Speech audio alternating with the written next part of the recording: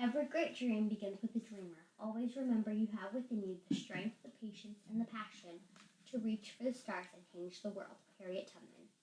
Harriet Tubman's work was a part of a larger, loosely organized network called the Underground Railroad, organized by abolitionists who dedicated their lives and energies to bringing enslaved black people out of the southern United States and into freedom in the northern United States and Canada.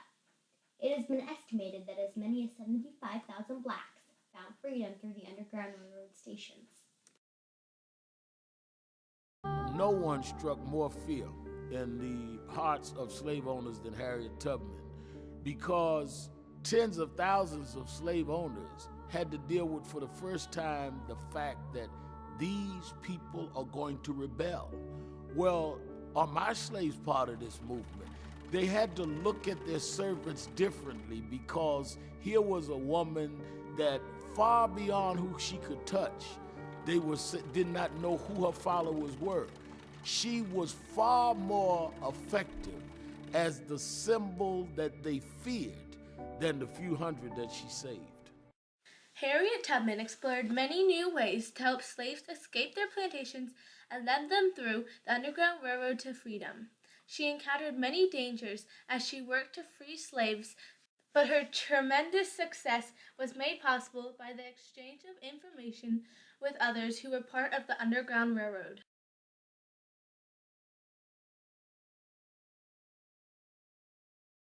That name Moses, comes from Moses from the Bible, leading people to freedom, and it's a very, very proper name, I think, for her, and one that she definitely lived up to.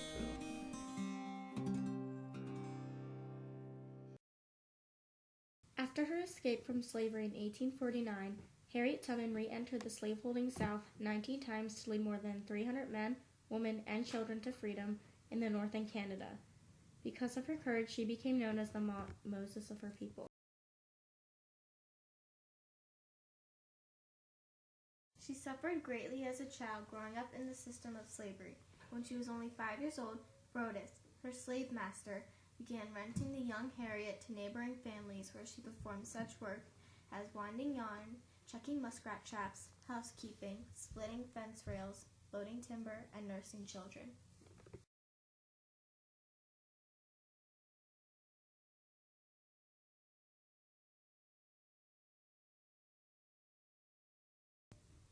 Harriet Tubman was considered a free slave because her mother had been freed by her previous owner.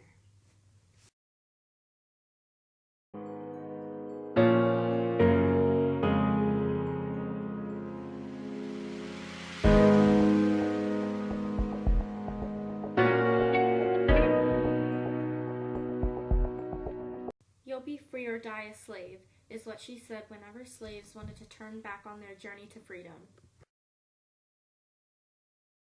By 1850, Harriet exchanged her status as a free slave for the status of fugitive slave when the Congress passed the Fugitive Slave Law in 1850 as part of the Missouri Compromise. According to the Fugitive Slave Law, no black person was secure in the North because the evidence of any white could send a black to the South and be enslaved, regardless of their prior status.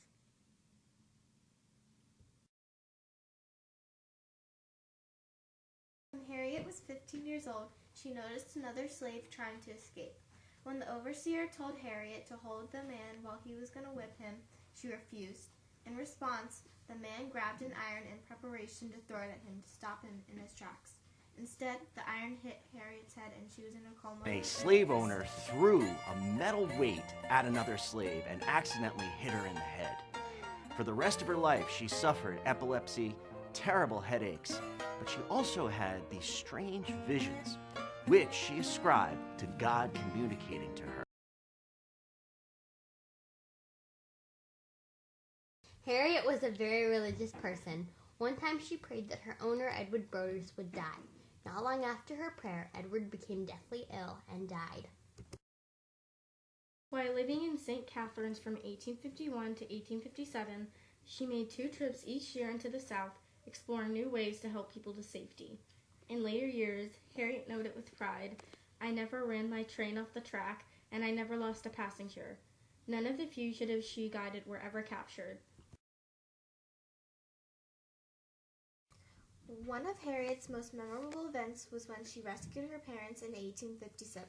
Harriet's abduction of her parents was an event in the Underground Canals. It was significant, not only because rarely did aged folks take to the road, but because Harriet carried them off in a wagon with boldness and self-determination that saved her parents in this daring revolutionary.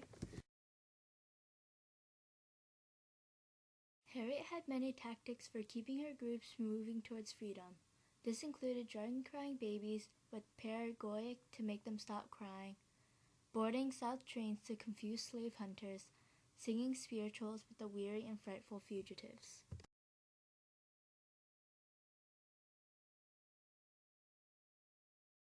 She then went to Fernandina, Florida in the spring of 1863 at the request of the Union officials.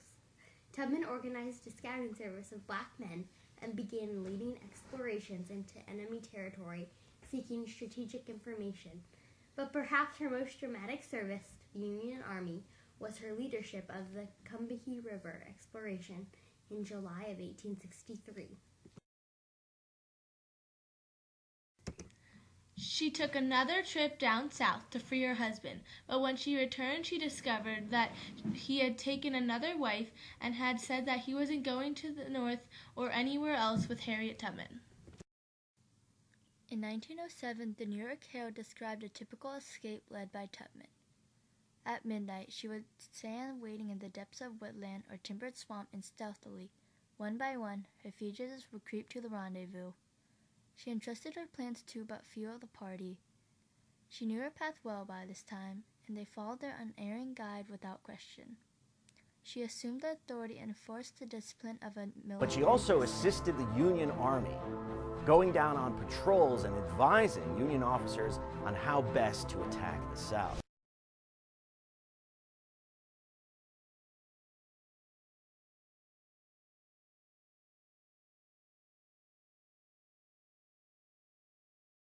At one time, a $12,000 reward was offered for Harriet.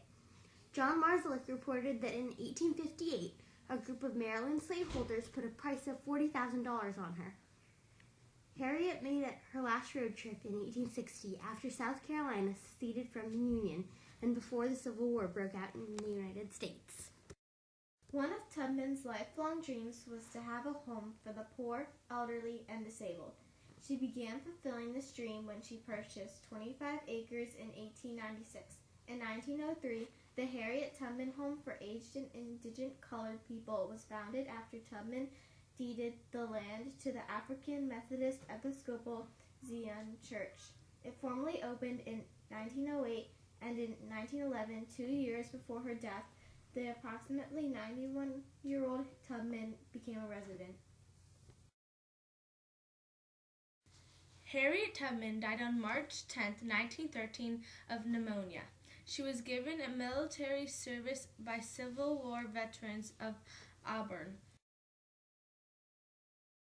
Not only did she escape slavery and achieve freedom for herself, but she went back down into the South to bring freedom to dozens of other slaves.